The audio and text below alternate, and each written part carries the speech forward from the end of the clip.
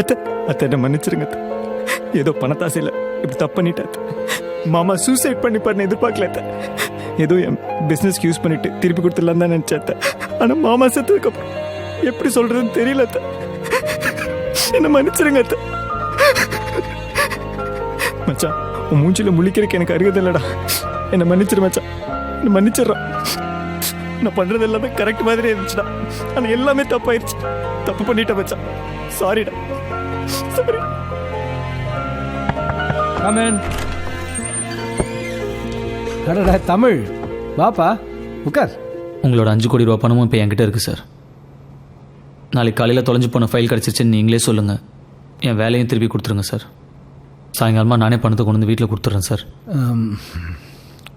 ஒன்றும் இல்லை, நம்ம ஒரு டீல் பண்ணிப்போம். இந்த 5 கோடி நீயே வச்சுக்க.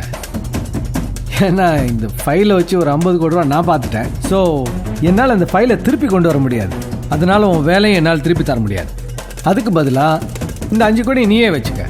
நீயும் செட்டில் ஆன மாதிரி ஆகும், எனக்கும் இந்த பிரச்சனை முழுசாக முடிஞ்ச மாதிரி இருக்கும். என்னப்பா யோசிக்கிற? நீ வாழ்க்கை பூரா கஷ்டப்பட்டாலும் 1 கோடி கூட பார்க்க முடியாது. இதை விட அதிர்ஷ்டம் அடிக்கவே முடியாது. அப்புறம் எதுக்கு சார் பணத்தை எடுக்க வீட்டுக்கு ஆரம்பிச்சிங்க? இந்த மாதிரி 5 கோடியோட நீ முன்னாடி நிற்க விடாதுதான். வந்து நின்று அப்புறம் அந்த ஃபைலுக்கு நான் அந்த மாதிரி பதில் சொல்ல வேண்டியிருக்குமே. என்ன சொல்கிற? நீயும் கஷ்டப்படாமல் செட்டில் ஆன மாதிரி இருக்கும், எனக்கும் இந்த பிரச்சனை முடிஞ்சு நிம்மதி இருக்கும். எங்கள் அப்பா உயிருக்கு 5 கோடி ரூபா விலை பேசுகிறீங்களா சார்? பணம் தான் முக்கியம்னு எல்லாரும் இருந்துட மாட்டாங்க சார். ஏன் இருக்க மாட்டாங்க? பணத்துக்கு மேலே வேற என்ன இருக்கு? நாளைக்கு காலையில் ஃபைல் திரும்பி வரணும், என் வேலையும் திரும்பி வரணும். இல்லைண்ணா இல்லைன்னா என்னடா பண்ணுவேன்? உன்னால் என்ன எதுவும் பண்ண முடியாது. நான் நினச்சேன் உன்னை மொத்தமாக அழிச்சிடுவேன். தமிழில் யாராலையும் அழிக்க முடியாது சார். முடிஞ்சதை பார்த்து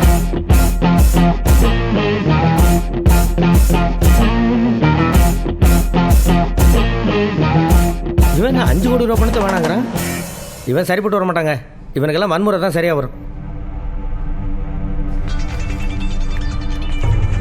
ஹலோ, எனக்கு வலி வந்துருச்சுங்க. அம்மா இது வரமா.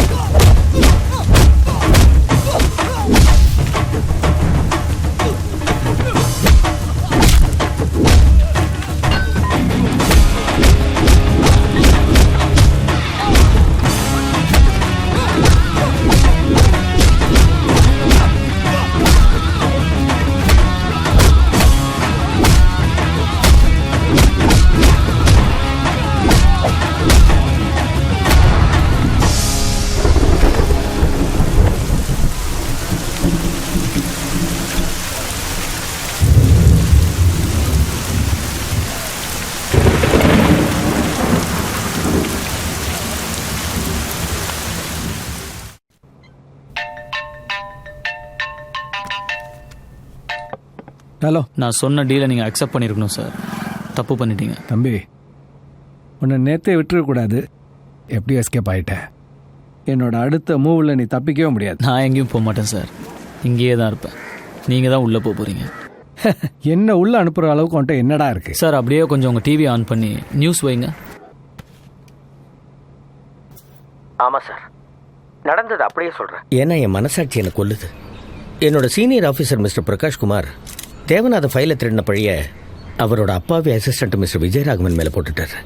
திருட்டு பழியை தாங்க முடியாமல் அவர் சூசைட் பண்ணிக்கிட்டே இறந்துட்டார். அது இவருக்கு வசதியாக போயிடுச்சு. இதெல்லாம் நாங்க எப்படி சார் நம்புறது? எப்படி நம்புறதுன்னா, எல்லாத்துக்கும் தோண போனது நான் தான்மா. நான் தான் ஐ விட்னஸ்.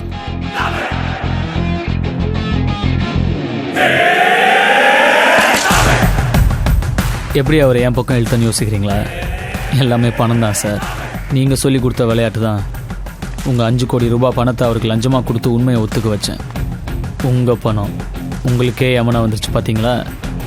அதிக பணம் ஆபத்தானது சார். Good bye.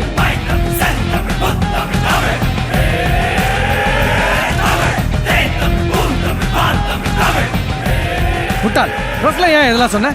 இப்போ நான் மாட்டேன், நீ தானே உள்ளே போவ. சார், நீங்கள் அடித்த 50 கோடி ரூபாயில் எனக்கு 5 லட்சம் தான் கொடுத்தீங்க. அந்த பையன் 5 கோடி ரூபா கொடுத்துருக்கான். என் வாழ்க்கை முழுக்க உங்களுக்கு ஜிங்ஜாக் போட்டால் கூட இவ்வளோ பணத்தை நான் சம்பாதிக்க முடியல சார்.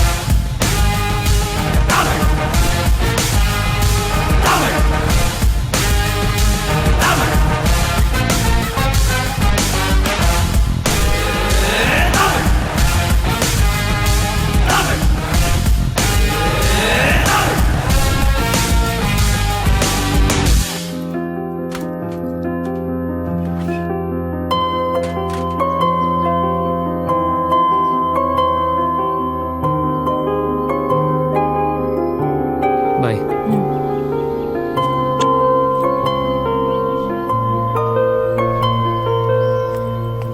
என்னங்க என்னங்க ஒரு நிமிஷம்.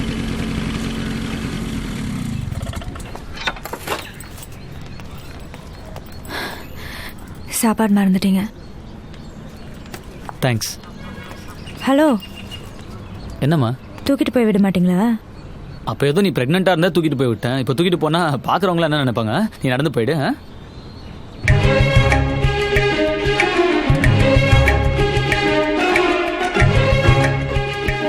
வேணும் தானே சாப்பாடு விட்டுட்டு போனீங்க. உன் கையில் தானே டிஃபன் பாக்ஸ் இருக்குது, கொடுக்க வேண்டியதானே?